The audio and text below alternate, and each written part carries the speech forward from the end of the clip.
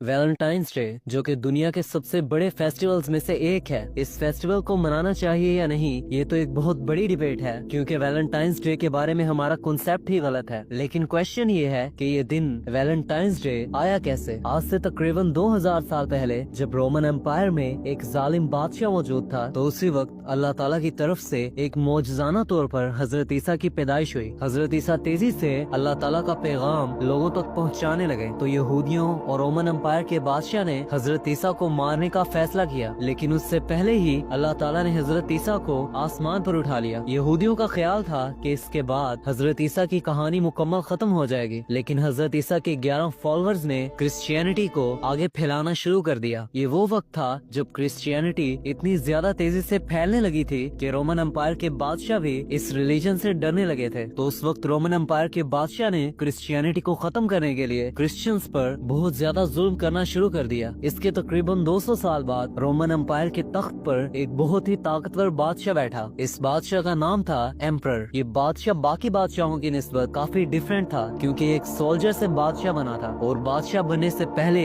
ये Roman empire का सबसे बड़ा रेसलर था। तो एम्परर ने पूरी दुनिया में कब्जा करने के लिए जगह जगह अपनी आर्मी भेजना शुरू कर दी। इतनी बड़ी आर्मी होने के बावजूद भी इसकी फौज उस जज्बे से नहीं लड़ रही थी। जब एम्परर ने वजह तलाश की तो उसे बताया गया कि इसकी आर्मी में ज्यादातर यंग सोल्जर्स हैं और जब उनकी शादी हो जाती है तो उनमें लड़ाई का जज्बा कम हो जाता है। इसके बाद रोमन एम्पायर के बादशाह एम्परर ने एक बहुत ही हैरत अंगेज ऐलान किया। उसने ऐलान किया कि उसकी आर्मी में मौजूद कोई भी यंग सोल्जर शादी नहीं करेगा। शादियों पर बैन लगाने के बाद रोमन एम्पायर की आर्मी में तो बेहतरी आई, लेकिन इस बादशाह की सारी अवाम इसके खिलाफ हो गई। पूरी सल्तनत में बेहयाई के केस बढ़ने लगे और यही वो वक्त था जब एक आम क्रिश्चियन प्रीस्ट सेंट वैलेंटाइन ने ये फैसला किया कि अब बादशाह के इस रूल को मजीद बर्दाश्त नहीं किया जाएगा। इसके आगे हिस्ट्री में तो कुछ नहीं लिखा, लेकिन क्रिश्चियंस की कुछ कहानियों के मुताबिक सेंट वैलेंटाइन ने अपनी जान की परवाह किए बगैर बादशाह से छुपकर कुछ जवान जोड़ों की शादी करवाना शुरू कर दी। जब लोगों को सेंट वैलेंटाइन का पता चला तो लोग दूर दूर से